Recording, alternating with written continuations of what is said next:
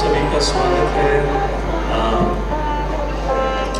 आज के इस जन्माष्टमी समारोह में। वैसे टेक्निकली जन्माष्टमी का दिन या तिथि कल है, परंतु अब आज उसका त्यौहार मना रहे हैं। उसका कारण यही है कि ताकि सभी भक्तजनों को सुविधा रहे। आज रविवार का दिन है, आज ऑफिस की छुट्टी है, लोग आ सकते हैं। तो प्रश्न बनता है कि हम इस प्रकार तिथि से पहले ये समारोह या त्यौहार कैसे मना रहे हैं। किन किन लोगों के मन में यह प्रश्न है, हाथ खड़ा करिए। शर्माइए नहीं, मैं बहुत हाथ खड़ा करवाने वाला हूँ अभी चर्चा के बीच में। This is just kind of getting to know each other. So जब शास्त्र के दृष्टिकोण से हम देखें, कृष्ण को सबसे प्रिय क्या है?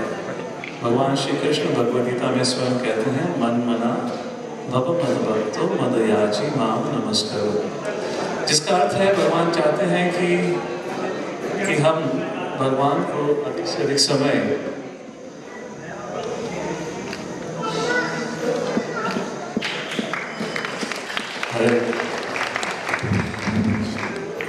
अगर भगवान को देखा जाए तो भगवान की इच्छा तो यही है कि हम उन्हें अधिक से अधिक समय याद कर सकें।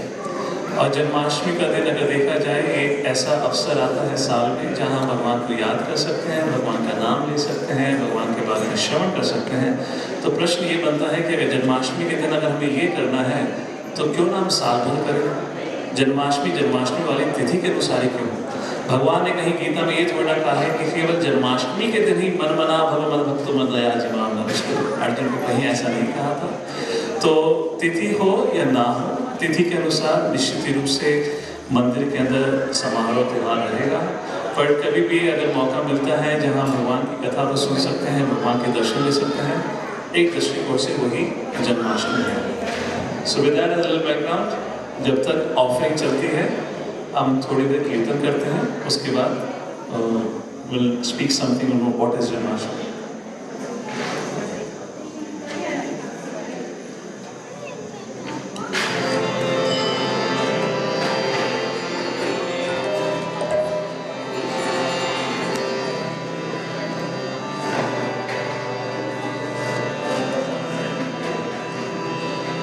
जय राधा माधव जय कुंज बिहारी, जय राधा माधव जय कुंज बिहारी। आज जन्माष्टमी के अवसर पर जो हम भजन गाने वाले हैं, बड़ा ही सरल है और बड़ा ही छोटा भजन है। अगर आप थोड़ा ध्यान देंगे तो आप भी गा सकते हैं। तो शर्माइएगा नहीं, कृपा करके आप भजन में भाग लीजिए और जो हम गा रहे हैं उसके पीछे दोहराने का प्रयत्न करिए। भगवान को बहुत अच्छा लगता है, ऐसा बताया गया है।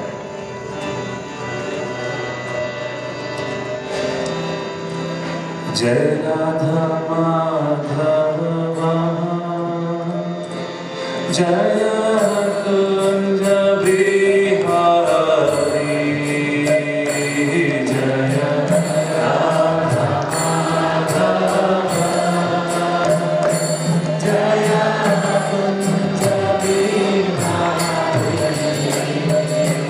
जय राधा माधव जय कुंज बिहारी, जय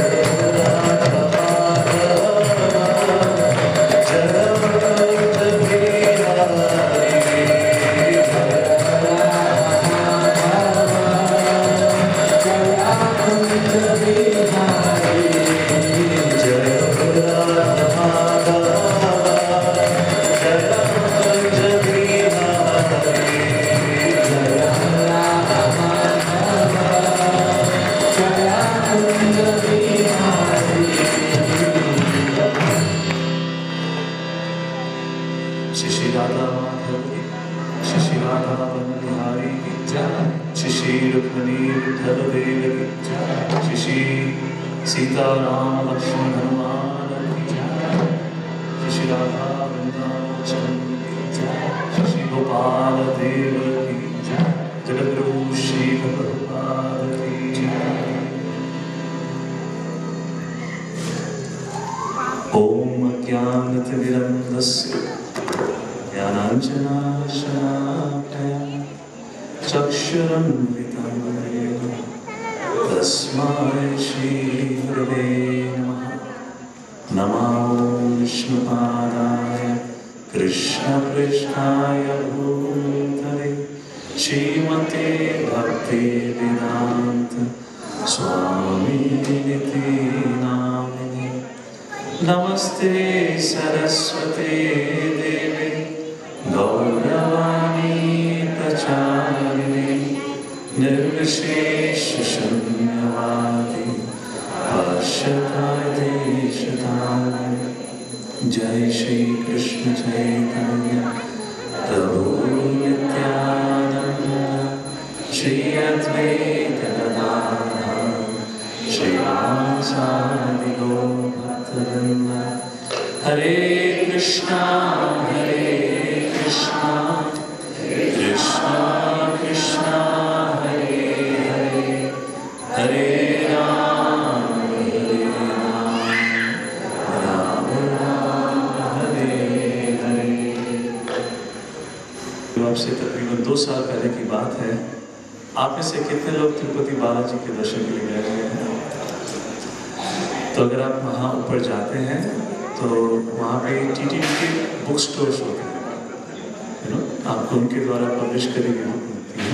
तो हमारा सालाना जो हमारे कांग्रीगेशन और यूथ का जो यात्रा होता है, हम उसको लेकर गए थे 2 साल पहले। और जब वहाँ पर पहुँचे तो हमने जब टीटीडी की बुक्स देखी तो हमने वहाँ से 2 या 3 किताबें खरीदी। और वापस आते समय जब हम वापस आ रहे थे तो I thought I study them. तो जैसे ही मैंने पहली किताब श्रीनिवास गोविंदा वेंकटरमण गोविंदा या बालाजी के बारे में जो थी, पहली ही जैसी किताब खोली तो इंट्रोडक्शन में कहूँगा प्रीफेस, जो आपको बाकी जो विषय में चर्चा होने वाली है उसके बारे में सीन तैयार करा जाता है। We can call it setting the scene. Preface में ही लिखा था कि यहाँ पे जो हम कहानी का वर्णन कर रहे हैं ये काल्पनिक गाथाओं के ऊपर बेस्ड है। This is based on the mythological stories. उस समय जब मैंने ये पढ़ा तो मेरे मन को बहुत दुख लगा। मैंने तुरंत देखा कि इसके राइटर कौन है, और वो टीटीडी में बहुत ही ऊंची पोजीशन के एक व्यक्ति थे जो तिरुपति देवस्थान जो भी है उसका संचालन करते हैं।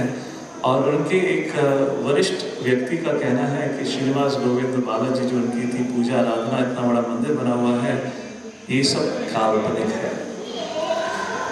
तो क्या सही में जैसे आज हम भगवान श्री कृष्ण का जन्मदिन या अपीयरेंस डे, जन्माष्टमी समारोह मना रहे हैं, क्या ये सही में काल्पनिक है, क्या ये सत्य है?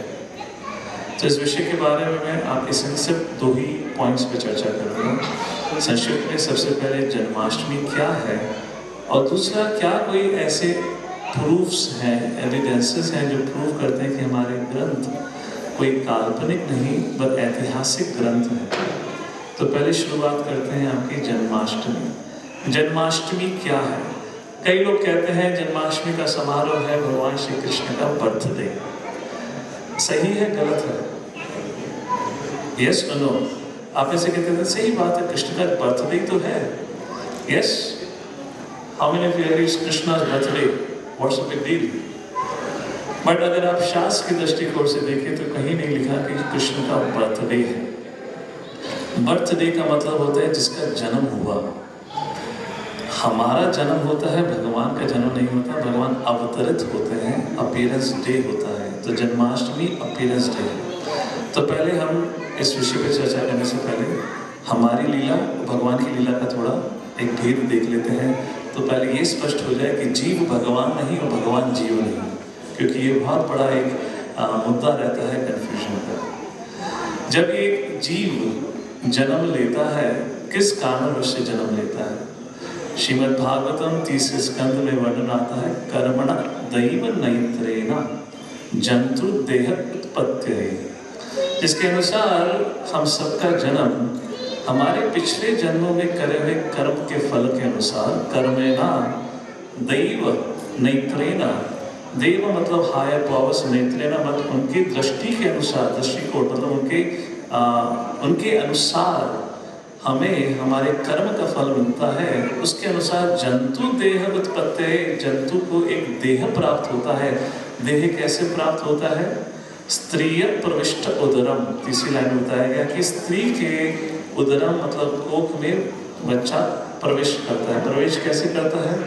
पुंसरेता कणाश्रय, जब पुरुष कणाश्रय माँ की कोख में स्थापित करता है, उस प्रकार जीव का जन्म होता है। तो हमारा जन्म होता है हमारे कर्म फलों के अनुसार, और हमें हमारे जन्म की अवस्था या स्थिति तो याद ना हो, परंतु Hare Krishna, can we have background silence there? So you can just so what was I saying? कर्मणा दैव नैत्रेण, और हमारी जब जन्म होती समय हमारी स्थिति क्या होती है? आप में से किसी को शायद अपने जन्म की स्थिति तो याद नहीं होगी। वो पहली चीज है, जंतु भूलता है। तीसरे स्कंद में ही हमारे शास्त्रों के अंदर विश्लेषण, पूर्ण रूप से विश्लेषण है कि जब जीव माँ की कोख में जाता है तो पल पल क्या होता है, पूरे 9 महीने का वर्णन आता है, जो अभी साइंस को पिछले 50 साल से जो उनके पास मशीन्स आई हैं उसके द्वारा पता चला है। वो हजारों सालों से उस प्रकार का ज्ञान शास्त्रों में लिखा हुआ है। आज मॉडर्न साइंस का ज्ञान उस ज्ञान से मेल खाता है, उतनी हद तक वो सही है। तो जंतु जब जन्म लेता है, जैसे ही वो माँ की कोख से बाहर निकलता है, इतनी दुखदायी स्थिति बताई गई है जीव के लिए कि उसके मन पर इतना जोर का झटका पड़ता है, और such a shock that as soon as he comes out from the womb of his mother or her mother, वो अपने पिछले जन्म का सब कुछ भूल जाता है। कई बार लोग पूछते हैं कि हमारा पुनः जन्म हुआ है तो हमें पिछले जन्म की याद क्यों नहीं है? तो वर्णन किया जाता है कि जब जीव माँ की कोख से बाहर निकलता है, उसका दुख इतना तीव्र होता है कि उस समय व्यक्ति और जीव बाहर निकलते हुए अपनी सारी पुरानी मेमोरी को खो देता है। तभी जब भी जीव पैदा होता है, रोता हुआ पैदा होता है। कोई हंसता हुआ पैदा हुआ है क्या? और बाई चांस रोता नहीं है तो फिर डॉक्टर चुटी मारता है या ना? और साथ ही साथ नंगा पुंगा भी पैदा होता है, इत्यादि इत्यादि। और फिर पैदा होने के बाद हमारी दशा क्या रहती है? फिर हर जीव जो इस भौतिक दुनिया में जन्मा है, फिर कर्मों के नियमों के अनुसार बंधा रहता है। शास्त्र में ऐसे कई नियमों का वर्णन किया गया है। कर्म का नियम है, 3 गुणों का प्रभाव है, इत्यादि इत्यादि। वो विषय विश्लेषण का है, उसमें तो हम नहीं जाएंगे। बस संक्षिप्त में ये हमारा जीवन रहता है। फिर हम पूरे जीवन भर कभी खुशी कभी गम करते रहते हैं। कभी जीवन में सुख आता है, कभी दुख आता है, कभी प्रियजन मिलते हैं, कभी काल के प्रभाव में प्रियजन हमसे दूर हो जाते हैं। उस प्रकार व्यक्ति अपना जीवन जीता रहता है। ये है इस मनुष्य की इस सृष्टि में लीला। अगर देखा जाए तो दुख की ही कहानी है, कहीं इसमें कोई आनंद की बात नहीं है। अब कृष्ण की जन्म की बात देखी जाए, कृष्ण कैसे उनका जन्म होता है, तो उदाहरण दिया जाता है भगवान श्री कृष्ण का अवतरित होना, भगवान श्री कृष्ण का आंखों से ओझल हो जाना। वो उसी प्रकार है जैसे सुबह सूर्य उदय होता है और शाम को सूर्यास्त होता है। सूर्यास्त होता है तो क्या सूर्य खत्म हो गया है? वो हमारे ही आंखों से ओझल हो चुका है, दोष हमारी आंखों का है। तो जीव के अंदर 6 प्रकार के विकार और 4 प्रकार की कमियां बताई जाती हैं। एक जो भी जीव है वो 6 प्रकार के ट्रांसफॉर्मेशन से गुजरता है। जन्म होता है, फिर बढ़ता है, फिर मेंटेनेंस होता है, फिर बुढ़ापा आता है, birth growth maintenance by products आते हैं, फिर बुढ़ापा आता है और फिर मर जाता है। इस 6 प्रकार के चेंजेस हर जीव को झेलने पड़ते हैं, चाहे वो कुत्ता बिल्ली हो या मनुष्य है, उसमें कोई भेद नहीं है। भगवान श्री कृष्ण 89 ईयर्स के थे जब वो कुरुक्षेत्र की युद्ध भूमि में खड़े थे। और महाभारत या श्रीमद् भागवत कहीं भी देखिए, जब भगवान का वर्णन आता है तो बताते हैं कृष्ण 16 साल के बालक लग रहे थे। जैसे वो 16 साल के थे वैसे ही वो तब थे जब वो 89 साल के थे। भीष्म पितामह की तरह उनकी कोई बड़ी दाढ़ी नहीं थी, बाल सफेद नहीं हो गए थे, झड़ नहीं गए थे, आंखों के नीचे क्या कहते हैं रिंकल्स नहीं आ गए थे, ऐसा कहीं उल्लेख नहीं आता है। तो ये अंतर है एक जीव के जन्म में और भगवान के जन्म में। भगवान तो बात है कि पहले कृष्ण की बात करते हैं। तो यहाँ पर इस प्रकार सूर्य उदय और सूर्यास्त 6 प्रकार के चेंजेस होते हैं, 4 प्रकार के डिफेक्ट्स हर जीव के अंदर होते हैं। बोलिए हाँ या ना। पहला डिफेक्ट, हर व्यक्ति गलती करने का एक प्रकार का स्वभाव होता है, गलती होती है, हर से गलती होती है, हाँ या ना। दूसरी, धोखा देने की आदत होती है, कभी ना कभी तो झूठ बोला ही होगा, हाँ या ना। तीसरा, धोखा खाने की बीमारी होती है, which means to be illusion, धोखा खाया नहीं खाया, खाया भी होगा। और चौथा, इंद्रियों में कमी होना, imperfect senses। मेरा तो वैसे ही चश्मा लगा हुआ है, बाकी का पता नहीं, हाँ या ना, है या नहीं। तो ये सब जीव की कहानी है, सब जीव के पास ये प्रकार के 4 कमियां होती हैं। भगवान का जब उल्लेख आता है, कहीं ऐसा वर्णन नहीं था भगवान को बुढ़ापा होने के कारण कोई पकड़ के चलना पड़ा, किसी डॉक्टर के पास जाना पड़ा। तो भगवान का जो अपीयरेंस और जो डिसअपीयरेंस होता है वो सूर्य के उदाहरण से समझाया गया है, जो समय के साथ हमारी आंखों से ओझल होता है और कभी उनकी मृत्यु नहीं होती। तो प्रश्न बनता है भगवान का जन्म कैसे होता है। तो शास्त्रों में उल्लेख आता है, जब भगवान श्री कृष्ण मथुरा में कंसा की कारागृह में अवतरित हुए थे, तो जब माँ देवकी ने अपनी आंखें खोली तो उनको ना ही तो किसी प्रकार का लेबर पेन, किसी प्रकार का दुख नहीं हुआ। उनकी आंखें खुली छोटे से बालक की आवाज से। जब माता देवकी और वसुदेव आंख खोल के देखते हैं तो वहां पे उनके सामने वसुदेव के पुत्र वासुदेव कृष्ण चतुर्व्यूह फॉर्म में खड़े हुए हैं। छोटे से बालक हैं, 4 हाथ हैं, एक हाथ में चक्र, गदा, पद्म और शंख है। यहाँ पे श्रीवत्स का चिन्ह है, गले में कौस्तुभ मणि पहनी हुई है, कानों में वादुर्य मिसिंग द नेम, जो एक मणि होती है वो पहनी हुई है। बालों के संग पैदा हुए हैं, खूबसूरत घुंघराले बाल हैं, मुकुट पहना हुआ है, अनेक अनेक प्रकार के गहने पहने हुए हैं और सबसे महत्वपूर्ण कपड़े पहन के पैदा हुए हैं। पीली कलर की धोती पहन के आए थे, ताकि जैसे साधारण जन्म होता है वैसे। तो प्रश्न बनता है, अगर ये कृष्ण और जीव के अंदर ऐसा क्या अंतर है कि जब कृष्ण का जन्म हुआ ना ही माँ को दुख हुआ, 4 बाहों के संग पैदा हुए, तो कृष्ण कौन है? साधारण मनुष्य नहीं है। फिर चर्चा करेंगे कृष्ण ऐतिहासिक व्यक्ति है, भगवान है या एक काल्पनिक गाथा है, उसके लिए एक रिसर्च स्टडी संक्षिप्त में कोट करेंगे। तो अगर देखा जाए तो सूत गोस्वामी ब्राह्मणों के दल के प्रमुख कहते हैं, एते चांस कलहा पुंसा कृष्णस्तु भगवान स्वयं इंद्राणी व्याकुलं लोकम मृद्यन्ति युगे युगे। एते चांस कलहा पुंसा, जो मैंने तुम्हें अभी सारे विष्णु अवतारों के बारे में बताया है वो सभी कृष्ण के अंश है। एते चांस कलहा पुंसा, और कृष्ण ही स्वयं भगवान है। तो हो सकता है कोई कहे कि अरे ये तो ब्राह्मण समाज था, कृष्ण को भगवान बोल दिया। हो सकता है उनको अपनी रोटी कपड़ा मकान की चिंता हो, किसी ना किसी को तो भगवान बनाना ही पड़ेगा। तो ठीक है, अर्जुन की बात कर लेते हैं। अर्जुन तो कृष्ण के सखे थे। युद्ध भूमि में खड़े होकर अर्जुन कृष्ण को कहते हैं, प्रभु परम ब्रह्म परम धाम पवित्रम परमा भगवान पुरुषम शाश्वतम दिव्यम आदि देवम अजम। हर शब्द का समय नहीं है मतलब बताने का, बस संक्षिप्त में अर्जुन कृष्ण को यही कहते हैं, प्रभु आप ही आदि पुरुष हैं, आपका जन्म ट्रांसेंडेंटल है, आप ही ओरिजिनल पुरुष हैं, आप ही सत्य हैं। इस प्रकार से वो संबोधित करते हैं। तो कोई हो सकता है कहे कि भाई अर्जुन तो कृष्ण के दोस्त थे, तो हो सकता है संबंध होने के कारण बहक गए हों तो कृष्ण को भगवान मान लिया। पर कृष्ण की अर्जुन की माँ कुंती भी तो यही कहती है, नमस्ते पुरुषम त्वाद्यम ईश्वरम प्रकृति परम अलक्ष्यम सर्वभूतानाम अंतर्भावस्थितम।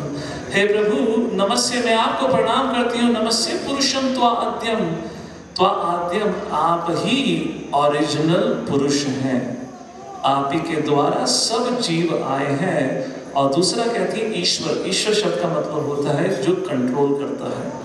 और फिर कहती है प्रकृति परम, आप प्रकृति के नियमों के परे हैं। उस प्रकार से माता कुंती संबोधित करती है। केवल ये माता कुंती नहीं कहती, ब्रह्मा भी कहते हैं, ईश्वर परमः कृष्ण सच्चिदानंद विग्रह अनादिनादि गोविंद सर्व कारण कारणम। केवल ब्रह्मा भी कहते हैं। अब आपके सभी तो हो गए, यहाँ पे सभी तो कहते हैं कि भगवान श्री कृष्ण ही परम भगवान है। यहाँ तक कि भगवान स्वयं भी भगवद गीता में कहते हैं, मतः परतरम नान्यत् किंचित अस्ति धनंजय, मेरे अलावा कोई और परम सत्य नहीं है। अहम सर्वस्य प्रभु मतः सर्वं प्रवर्तते, मेरे से ही सारी सृष्टि का निर्माण हुआ है। अहम बीज प्रतः पिता, मैं ही सभी जीव जंतु का माता हूँ, पिता हूँ। स्वयं भगवान श्री कृष्ण भी कहते हैं। तो प्रश्न बनता है, आज का समाज जब शास्त्रों की बात आती है, जब कृष्ण या भगवान की बात आती है, तो लोगों के मन में ये प्रश्न क्यों उठता है, क्या ये काल्पनिक है या वास्तविक है? क्या सही में कृष्ण आए थे? अगर आपसे पूछा जाए कृष्ण कितने समय पहले आए थे, तो आपने क्या जवाब सुना है? कितने समय पहले कृष्ण इस धरती पे आए थे, आप लोगों ने क्या सुना है? समाज एक जवाब कहता है, एक ही आवाज में कहते हैं 5000 साल पहले भगवान आए थे।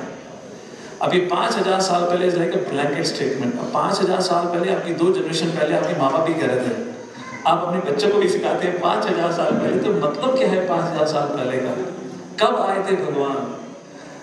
तो उसके लिए यूनिवर्सिटी ऑफ मेम्फिस अमेरिका में एक प्रोफेसर, आचार्य नाम के प्रोफेसर रहे हैं। उन्होंने 2010 में एक बहुत ही महत्वपूर्ण स्टडी पब्लिश करी थी, जहाँ उन्होंने महाभारत और श्रीमद् भागवतम ग्रंथों से जो एस्ट्रोनॉमिकल स्थिति बताई हुई है, ही इज़ एन एस्ट्रोफिजिस्ट। तो जैसे कहा जाता है कि भीष्म पितामह ने जब अपने प्राण त्यागे तो उस समय क्या सप्तमी इत्यादि इस प्रकार से उल्लेख आता है, राइट? आपने सुना होगा। आप इसे कौन हिंदी कैलेंडर्स के बारे में जानते हैं, जहाँ एकादशी तिथि के अनुसार डेट्स आती हैं? तिथि के बारे में सुना ही होगा। ये सारी तिथि, ये सब कैसे निकाला जाता है? ये एस्ट्रोनॉमिकल, आपके डिफरेंट कॉन्स्टलेशन प्लैनेट्स की जो स्थिति होती है उसके अनुसार तिथियाँ निकाली जाती हैं। तो इन साइंटिस्ट ने, इन डॉक्टर ने 2010 में एक स्टडी पब्लिश करी, जहां वो एग्जैक्टली बताते हैं कि कब, किस तारीख को भगवान श्री कृष्ण इस धरती पे अवतरित हुए, महाभारत का युद्ध कब हुआ। मैं विस्तार से तो नहीं जाऊंगा, अगर आप में से कोई रिसर्च पेपर को पढ़ना चाहते हैं तो वी कैन शेयर दैट। और उनके सारांश यही था कि भगवान 2010 में उन्होंने वो रिसर्च पेपर निकाला था, तो उनके अनुसार अगर एग्जैक्ट समय देखा जाए तो भगवान श्री कृष्ण का अवतरण हुआ था 3067 BC। BC AD, is that clear? तो आज जो हम कैलेंडर फॉलो करते हैं उसको ग्रेगोरियन कैलेंडर कहते हैं, जो कैलेंडर के अनुसार बिफोर क्राइस्ट, आफ्टर क्राइस्ट। तो आज हम 2021 में हैं, तो इसका मतलब क्या है? 2020 पहले क्राइस्ट का जन्म हुआ था। तो जब बिफोर क्राइस्ट कहते हैं तो 3067 प्लस अगर आप 2020 को जोड़ लें, 2010 में स्टडी आई थी, तो इसका मतलब आज 2020 कह लें तो भगवान करीबन 5087 सॉरी हिंदी अच्छी नहीं है, 5087 ईयर्स अगो इस धरती पे आए थे। अब आप कह सकते हैं इसमें ऐसा क्या एविडेंस है? एस्ट्रोनॉमिकल कैलकुलेशन निकाले तो इसमें कौन सी बड़ी बात है? केवल उन्होंने ही एस्ट्रोनॉमिकल कैलकुलेशंस या साइंटिफिक स्टडी करके नहीं बताया। अब से 40 साल पहले भी एक प्रोफेसर थे जो इंडिया में ही प्रोफेसर थे, उन्होंने भी इस चीज़ को स्पष्ट किया था। फिर भी आप कह सकते हैं इससे क्या पता चलता है? क्योंकि हमारे समाज में आज की तारीख में अगर देखा जाए, क्योंकि यूरोपियंस का या क्रिश्चियनिटी का काफ़ी समय तक पिछले 300-400 सालों से राज रहा है, तो देखा जाए तो हमारा वही एक माइंडसेट बन चुका है कि हम सब दृष्टिकोण वेस्टर्न नज़र से देखते हैं। हमारा जो दृष्टिकोण है वो वेस्टर्न पॉइंट ऑफ व्यू से बना हुआ है। तो हमें हमारे स्कूल में अभी नहीं सिखाया जाता, पर पहले सिखाया जाता था कि जो ये वैदिक संस्कृति है, ये जो वैदिक शास्त्र है, जो वैदिक कल्चर है, ये सब क्रिश्चियनिटी के बाद आया है, जिसको आर्यन इन्वेजन थ्योरी कहते हैं। और ये क्रिश्चियंस ही थे जो एक समय पर भारत में आकर उन्होंने यूरोपियन सेटलर्स इंडिया में आकर उन्होंने इस प्रकार वैदिक संस्कृति का निर्माण किया। I just share one evidence जो कुछ समय पहले पाया गया था। वैसे आप लोगों ने द्वारका के बारे में सुना होगा कि द्वारका के कोस्ट पर समझ द्वारका, जैसे महाभारत में बताया गया कि भगवान श्री कृष्ण के जाने के बाद द्वारका डूब गई थी, राम सेतु इत्यादि। तो बहुत सारे एविडेंस हैं, पर एक पर्टिकुलर एविडेंस जो साबित करता है कि क्रिश्चियनिटी से पहले वैदिक संस्कृति थी। अलेक्जेंडर ग्रेट के बारे में सुना होगा। अलेक्जेंडर द ग्रेट जब भारत में आए थे तो समय था 330 BC, before Christ, 330 years before, जब उन्होंने भारत में आके राज्य किया, भारत पे रूल किया। उन्हीं के डिसेंडेंट्स आगे बढ़ के 150 साल के बाद I forgot the name, थोड़े कॉम्प्लिकेटेड नेम्स हैं, बन सकते। उनका नाम था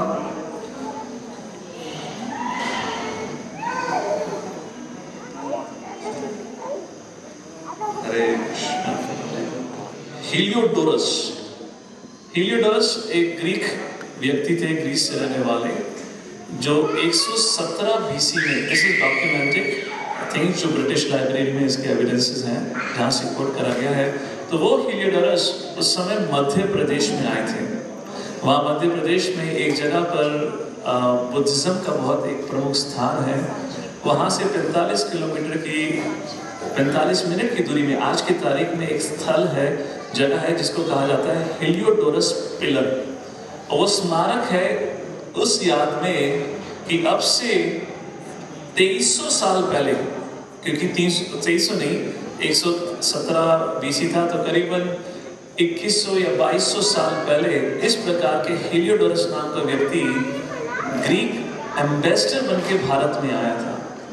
तो उसकी जो खोज हुई थी, उसकी खोज ब्रिटिशर्स ने करी थी 18वीं सेंचुरी में, जब वो आर्कियोलॉजिकल एविडेंसेस ढूंढ रहे थे।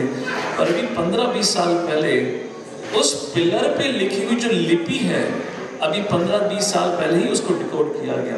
अब डिकोड कैसे किया गया, उसके ऊपर जैसे हमारे यहाँ होता है ना कि कोई भी अगर एक पुण्य जगह होती है तो लोग जाके उस पर तिलक लगा देते हैं, कुमकुम लगा देते हैं। तो सोचिए 2200 साल का लगा हुआ कुमकुम था, तो हल्दी इतनी लगी हुई थी उस पर, कुमकुम इतना लगा हुआ था कि वो पिलर पूरा रूप से ढका हुआ था। अभी कुछ 15-20 साल पहले समय के अनुसार वो सारा का सारा झड़ गया। तो तब लोगों को पता चला कि उस स्तंभ पे कुछ लिखा हुआ है। और क्या लिखा हुआ है मैं आपको एज इट इज पढ़ के दिखाता हूँ, और मैं आपको ये भी बताता हूँ ये कहाँ पे पाया गया है।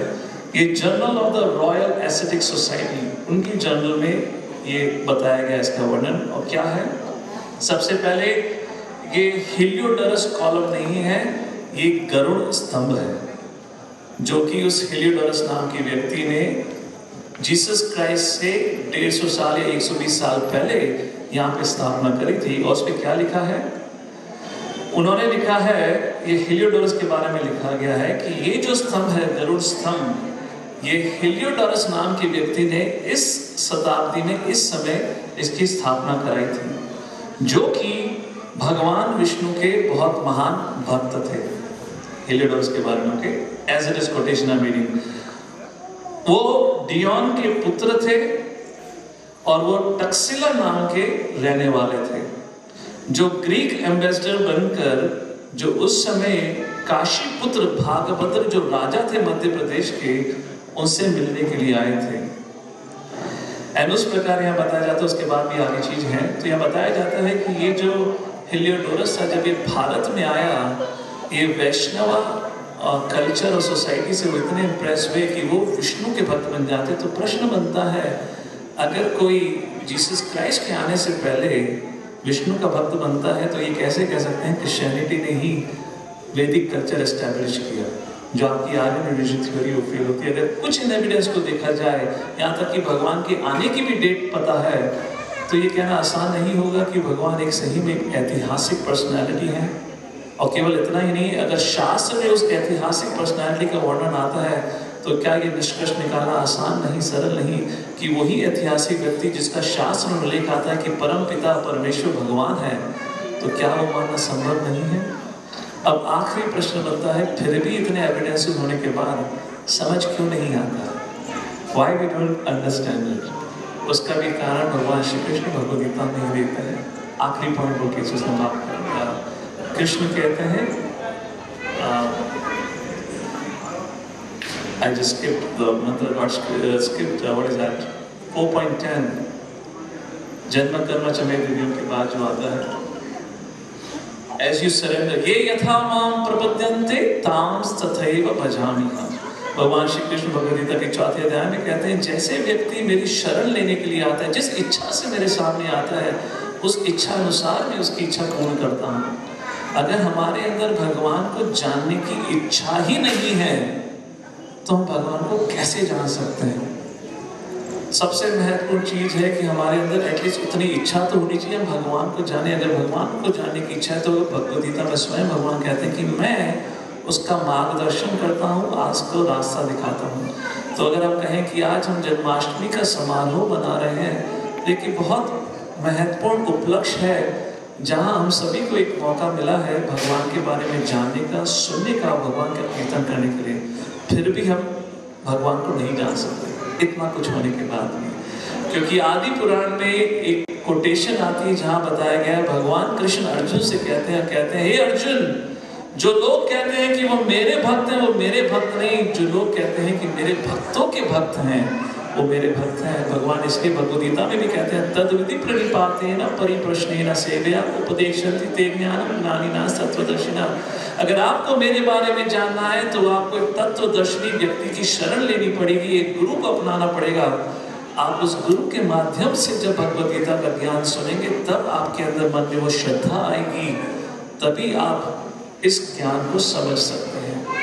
और हम लोग इतने भाग्यशाली हैं कि बस 50 साल पहले ही भगवान के एक ऐसे दूत श्रील प्रभुपाद के रूप में इस धरती पे आए, जिन्होंने विदेश में 70 साल से अधिक की उम्र में अपने गुरु की आज्ञा का पालन करते हुए, भ्रमण करते हुए, इतनी बुरी हेल्थ होने के बावजूद, ना ही जेब में कोई पैसा था, ना अपने गुरु की आज्ञा का पालन करना था, 14 बार संसार का भ्रमण करते हुए रशिया से लेकर, चाइना से लेकर, यहाँ तक कि पाकिस्तान के अंदर भी वैदिक कल्चर की स्थापना करी। बोलिए श्रील प्रभुपाद की। और उन्हीं श्रील प्रभुपाद ने 70 से अधिक ग्रंथों का, संस्कृत ग्रंथों का हिंदी, मराठी, इंग्लिश इत्यादि लैंग्वेजेस में ट्रांसलेट करके हम सभी को मौका दिया है कि हम उन ग्रंथों को पढ़ें। साथ ही साथ इस्कॉन नाम की संस्था बनाई, जिसका उद्देश्य केवल भगवान की पूजा करना नहीं है, बट लोगों को मौका देना ताकि उस मंदिर में आकर भक्तों का संग प्राप्त हो सके। क्योंकि जब भक्तों का संग प्राप्त होगा, तभी हमें भगवान के बारे में सुनने को मिलेगा। हो सकता है आपने आज से पहले कई जन्माष्टमी अटेंड करी हो, मैं दावे से कह सकता हूँ कभी प्रवचन सुनने को नहीं मिला होगा। सब कुछ जो भी हमारे सोसाइटी की जो भी जन्माष्टमी होती है, वह सब कुछ होता है, खाना पीना होता है, डांस होता है, कीर्तन तो नहीं कहूँगा, कुछ म्यूजिक होता है, सब कुछ होता है। पर भगवान शायद ही किसी को याद आते हैं मैं क्यों आया हूँ इस समारोह में, तो ये कह देते हैं कि जन्माष्टमी है, इत्यादि है। तो इसलिए बहुत महत्वपूर्ण है, अगर इस जन्माष्टमी को हमें हमारे जीवन में एक महत्वपूर्ण एक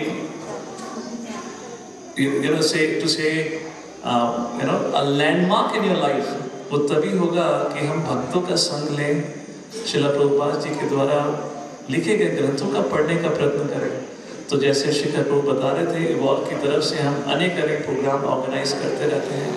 अगर आप लोग पे समय नहीं है, कितने लोग कहते हैं समय नहीं है प्रभु जी, जीवन बड़ा व्यस्त है, वो तो सभी के साथ नहीं है। सुनो वैसे हमने भी से प्रभु जी समय नहीं है, बाकी सब कुछ बताइए, सब कुछ करेंगे, भगवान को याद करने का समय नहीं मिलता, तो कोई बात नहीं, घर में बैठिए, जब आपकी इच्छा हो किताब खोल के पढ़िए, ऐसी भी सुविधा करी हुई, अनेक प्रकार के प्रोग्राम हैं। तो प्रश्न ये बनता है, इच्छा है? जब इच्छा ही नहीं है तो कैसे भगवान आपके सामने आए? दुर्योधन के सामने भगवान खड़े थे, दुर्योधन कहता है इसको गिरफ्तार कर लो, ये पांडवों की तरफ से सलाह करने के लिए आए, हमें धोखा देने के लिए आए। वही भगवान जब दुर्योधन के सामने खड़े तो दुर्योधन कहता है भगवान को गिरफ्तार कर लो। और अर्जुन के सामने खड़े हैं तो अर्जुन कहता है प्रभु मैं आपकी शरण लेता हूँ, शिष्यास्यहं साधि मां प्रपन्नम। तो अर्जुन और दुर्योधन की दृष्टिकोण में अंतर क्या था? अर्जुन भगवान से द्वेष नहीं करते थे, शरण लेना चाहते थे, दुर्योधन द्वेष करते थे। द्वेष ही एक ऐसा कारण है जिसके कारण हम भगवान को समझ नहीं पाते, जान नहीं पाते। आखिरी चीज, अगर भगवान के विषय में बात करी जाए, अगर हम भगवान को नहीं जानते पर एटलीस्ट अपने जीवन के बारे में तो समझना चाहिए। जीवन हमारे हाथ से फिसला जा रहा है। आप में से कितने लोग हैं जिन्होंने अपने माँ बाप को चुना था? हाथ खड़ा करो।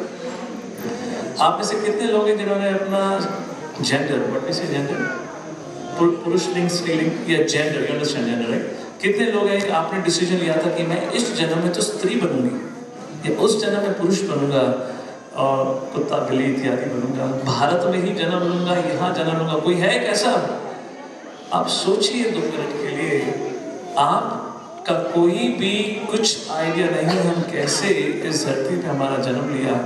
और आखिरी बात सोचने की, क्या आपके सोचने के अनुसार आप अपना प्राण त्यागेंगे? इस जीवन और मृत्यु के बीच में हम लगे पड़े हैं संघर्ष करने में, अपनी इंद्रियों का तर्पण करने के लिए। काम, क्रोध, लोभ, मोह, मद, मात्सर्य, आपने ड्रामा देखा ही था। और कैसे हर बार, हर जीवन में बार बार मृत्यु हमें धोखा दे देती है। ये जो मनुष्य जीवन मिला है बहुत महत्वपूर्ण है। आपने दो प्रकार के आज ड्रामे देखे। एक तो था काम लोभ, कैसे फिर मृत्यु से हारते हैं, और एक था यमदूतों, यमराज की वर्णन, कैसे यमदूत यमराज से कहते हैं कि प्रभु हरे कृष्णा वालों ने आतंक तो मचा रखा है, कहीं पे भी खड़े होकर लोग को भक्त बना देते, हमारा तो धंधा बंद कर दिया है, बेचारों की जॉब खतरे में है। दीपक प्रभु तो रेजिग्नेशन देने के लिए खड़े थे वो तो ऑलमोस्ट रिजाइन कर ही बैठ चुके थे। तो ये बहुत ही महत्वपूर्ण है मनुष्य जीवन, और मनुष्य जीवन में हमें सोचने का मौका दिया गया है। Intelligence is meant for that. अगर हम उसका उपयोग ये सोचने में ना करें कि हम कौन हैं, मेरा जन्म इस प्रकार क्यों हुआ है, मेरे जीवन में संकट क्यों आता है। अभी हाल ही में कोविड की स्थिति गई है जहाँ दुर्भाग्यपूर्ण कई लोगों ने, आपने कभी सोचा भी नहीं होगा कि हमारे प्रियजनों के संग ऐसा हो जाएगा। तो सोचने वाली बात यह है, कल उनकी कहानी थी, भविष्य में हम सब की कहानी ऐसे ही लिखी जाएगी, उसमें कोई अंतर नहीं है। क्या हम जीवन इसी प्रकार जीने के लिए बने हैं, या इस मनुष्य जीवन का उद्देश्य कुछ और भी है? उस सभी का आंसर प्राप्त करने के लिए कृपा करके भक्तों से जुड़े। आज जन्माष्टमी का दिन है। भगवान को कुछ अगर आप तोहफा देना चाहते हैं तो एक इच्छा प्रकट कर सकते हैं। प्रभु अभी आप आरती होगी, जब खड़े होकर आरती अटेंड करेंगे, एक प्रार्थना कर सकते हैं, प्रभु मैं जानता नहीं कि आप सही हैं गलत हैं, क्या आप सही में काल्पनिक हैं या आप सही में आपका अस्तित्व है, कृपा करके आप मेरा मार्गदर्शन करिए। इतनी तो प्रार्थना कर सकते हैं। क्या पता भगवान सुन के आपका मार्गदर्शन करके आपकी वो चेतना बना दें जहाँ आपको भगवान के द्वारा दिए हुए भगवद गीता में जो संदेश है शायद रुचि बन जाए, शायद टाइम मिल जाए, शायद आपको भक्तों का संग अच्छा लगने लगे। पर सबकी शुरुआत होती है एक इच्छा से। तो मैं इसी के साथ आज के इस छोटे से प्रवचन को विराम देता हूँ, जहाँ पे हमने दो प्रकार की प्रमुख बातें करी। पहली थी हमारी लीला वर्सेस भगवान की लीला। लीला किसकी अच्छी है, भगवान की? हमारी लीला तो दुखदायी है, भगवान की लीला है जिसको सुन के आनंद आता है। तो पहली बात तो ये सोचिए किसकी लीला में आपको लीन रहना है। और दूसरी बात हमने ये करी कि क्या भगवान सही में है या भगवान और शास्त्र माइथोलॉजी है। एविडेंसेस बहुत है, मैंने पर आपको एक रिसर्च के अनुसार कोट किया, और एक some Greek, I don't know, again forgot his name, Heliodorus, something like that उसके बारे में बताया कि कैसे वो आए थे और जो हमें सिखाया जाता है कि क्रिश्चियनिटी और आर्यन इन्वेजन थ्योरी, उसी के बाद वैदिक संस्कृति का निर्माण हुआ। एक्चुअली वो सब झूठ है। और अंत में मनुष्य जीवन कितना महत्वपूर्ण है उसके बारे में हमने सारांश में बात करी थी। और आखिरी में भगवान से हमें क्या प्रार्थना करनी चाहिए। उस प्रकार से आज के इस लेक्चर को ही विराम देते हैं। नाउ इट्स टाइम फॉर आरती, और उस आरती के बाद फिर हमारा प्रसादम रहेगा। तो थोड़ी देर और बैठिए, भगवान की कृपा प्रसादम के रूप में तुरंत मिलने वाली है, थोड़ा संयम बनाए रखिए। हरे कृष्ण।